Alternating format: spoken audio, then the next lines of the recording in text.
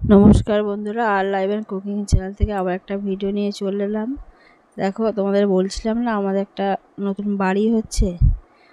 আমাদের দেখো এই দোতলা ছাদ পড়ে গেছে, কাঠগুলো খোলা হয়েছে সবে, প্লাস্টারের কাজ এখনও আরম্ভ হয়নি বা গ্রিল টিল বসানো হয়নি।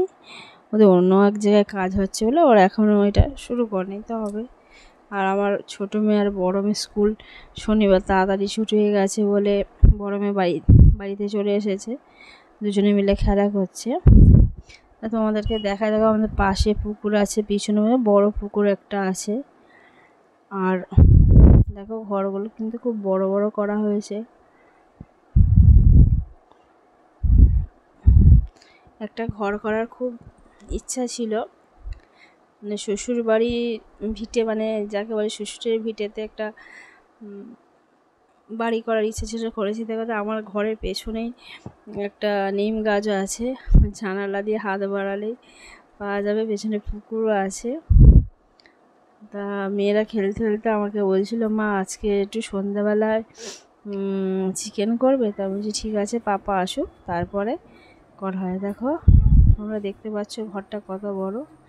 ওর পাপা এসে গেছে, ও আমাকে বললো চিকেন আনার কথা। তা আমার ভাসুর গিয়ে চিকেনটা এনেছে। তা চিকেনের প্রিপারেশান আমি আগে থেকে রেডি করে রেখেছিলাম। চলো এবার রান্নাঘরে চলে যাওয়া যাক। দেখো কড়া বসিয়ে দিয়েছি ঝটপট করে, যেহেতু মেয়েদের আজকে দুপুরবেলা ঘুমোয়নি, ঘুম পেতে পারে, সেই জন্য চিকেন রান্নাটা শুরু করে দিলাম। তো প্রথমে কড়াটা গরম হয়ে গেছে, তেল দিয়ে দিচ্ছি। তেলটা গরম হয়ে গেলে একটু তেজপাতা, শুকনো লঙ্কা আর সামান্য জিরে দেব, দিয়ে মাংসগুলোকে প্রথমে আমি ভেজে নেব। বিভিন্ন সময় বিভিন্ন ধরনের আমি চিকেনের রেসিপি করি, এটাও এক ধরনের নতুন রেসিপির মতো করার চেষ্টা করেছি। তাড়াতাড়ি করার জন্য যতটা কম সময়ে করা যায় করেছি। মানে আমার হাজব্যান্ড বলেছে 9টার মধ্যে যেন রেডি হয়ে যায়, কেননা ওরা খেয়ে ঘুমোবে, নইলে খাবে না। তা তোমাদেরকে আরও বলি বন্ধুরা, আমার এই চিকেন রান্নাটা করতে করতে যখন শেষ হয়েছিল, তখন কিন্তু আমার ছোটো মেয়ে অলরেডি ঘুমিয়ে পড়েছিল, ওর আর চিকেনটা খাওয়া হয়নি। আর যাই হোক, ওজনে পরের দিন রেখে দেওয়া হয়েছিল খাবার জন্য। তা দেখো চিকেনটাকে আমি তাড়াতাড়ি করার চেষ্টাও করেছি, কিন্তু হয়নি। যাই হোক, পেঁয়াজটা আগে থেকেই কেটে রেখেছিলাম। পেঁয়াজটাকে দিয়ে চিকেনটা তেলের সঙ্গে ভাজার পরে কিছুটা পেঁয়াজ দিয়ে দিয়েছি। লাইট রান্না করব, মানে তেল মশলা কম হবে। আর পেঁয়াজটা ভাজা হয়ে গেলে প্রথমে রসুনের একটু পেস্ট করে রেখেছিলাম, সেটা দিয়ে দিচ্ছি 3 চামচের মতো। ওটা আরও মিনিট 2 চিকেনের সঙ্গে কষে নেব। কষা হয়ে গেলে তারপরে 2 চামচ আরও আদা বাটা দিয়ে দেব, দিয়ে চিকেনটাকেও কষে নেব মিনিট 5 মতো। এইভাবে চিকেনটা রান্না করলে তাড়াতাড়িও হয় এবং খেতেও ভালো লাগে। আর পাশে আরও তাড়াতাড়ি হওয়ার জন্য একটা কড়া বসিয়ে দিয়েছি, অন্য একটা কড়া, তাতে আমি আলুগুলোকে একটু নুন আর হলুদ দিয়ে ভেজে নিচ্ছি। একই সঙ্গে না করলে তো দেরি হয়ে যাবে, সেই জন্য। দেখো এখানটা এবার আদা বাটা দেওয়া হয়ে গেছে, এবার আমি সামান্য হলুদ দিয়ে দিচ্ছি। খুব বেশি হলুদ দেবো না, 2 চামচের মতো আমি হলুদ দিয়ে দেবো। আর 2 চামচ আমি লঙ্কা গুঁড়ো দেবো। এখানে আমি কাঁচা লঙ্কাটা ব্যবহার করব না, সামান্য কাশ্মীরি গুঁড়ো দিয়ে দেব।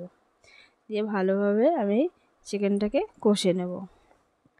একটু সময় নিয়ে কষতে হবে, কারণ চিকেনে একটা আলাদা গন্ধ থাকে। তা মিনিট 10 কষলেই মোটামুটি আমার এই চিকেনের কষাটা রেডি হয়ে যাবে। ততক্ষণ ওইদিকে ওর বাবা তো মেয়েদের পড়তে বসিয়েছে, কালকের আমার বড় মেয়ের পরীক্ষা আছে একটা। আর দেখো অনেকটা হয়ে এসেছে, ও পাশে আলু ভাজা হয়ে গেছে, তুলে নিচ্ছি। তা 2 বোন তো ভীষণ খুনসুটি করে, আবার দুজনে একসঙ্গে না হলেও খাবে না, কি আর বলবো তোমাদেরকে। তা দেখো তুমি যত সম্ভব তাড়াতাড়ি চেষ্টা করছি। আর চিকেনটা এই কারণেও একটা রেডি করার কারণ আছে, তাড়াতাড়ি এক মেয়েরা খাবে, আর আমার ভাসুর, দুটো ভাসুরও বলেছে আমাদের এখানে খাবে, তার জিরে গুঁড়ো দিয়ে দিলাম।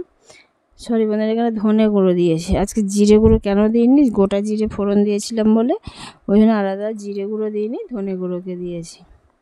দিয়ে ভালোভাবে দেখো, তোমরা দেখতেই পাচ্ছ কষানোটা ভালোভাবে হয়ে গেছে। ভেজে রাখা আলুগুলোকে দিয়ে দিচ্ছি। এইভাবে হচ্ছে কি, আর ওপাশে গরম জল বসিয়ে দিয়েছি। আমি সাধারণত চিকেন একটু গরম জলই ব্যবহার করি, দিলে চিকেনটা একটু তাড়াতাড়িও হয়। ততক্ষণ গরম জলটা গরম হয়। এবারে মশলাটা কষানো কমপ্লিট হয়ে গেছে চিকেনে। এবারে লবণ দিয়ে দেবো স্বাদ অনুযায়ী, দিয়ে আমি জল দিয়ে দেবো। বন্ধুরা, তোমরা জল দেওয়ার পরেও লবণ দিতে পারো। এখানে আজকে টমেটো ব্যবহার করিনি। দেখো জল দেওয়া হয়ে গেছে, লাল লাল ঝাল ঝাল দেখতে হয়েছে। এবার সিদ্ধ হয়ে গেলে আমি নামিয়ে নেব। বন্ধুরা, আমার এই চিকেনের রেসিপি যদি তোমাদের ভালো লেগে থাকে অবশ্যই একটা লাইক করে দেবে, কমেন্ট করে জানাবে কেমন হয়েছে। আর আমার ভিডিওগুলো বন্ধুরা প্লিজ প্লিজ তোমরা দেখবে আর সাবস্ক্রাইব করে পাশে থেকো। আমাকে সাপোর্ট করো। অনেক সময় বাঁচিয়ে আমি এই ভিডিওগুলো করছি, তোমাদের সাপোর্ট আমার একান্ত দরকার। পাশে থেকো। আজকে এই রেসিপি এই পর্যন্ত। অন্য একটা রেসিপি নিয়ে আবার চলে আসবে। ততক্ষণ ভালো থেকো, সুস্থ থেকো। আর সামনে যে শারদীয়া আসছে সবাইকে শুভেচ্ছা জানাচ্ছি। আনন্দে থাকো, তোমাদের পুজোর সময় আনন্দে ভরে উঠুক তোমাদের জীবন। আজকে এই পর্যন্ত, ধন্যবাদ।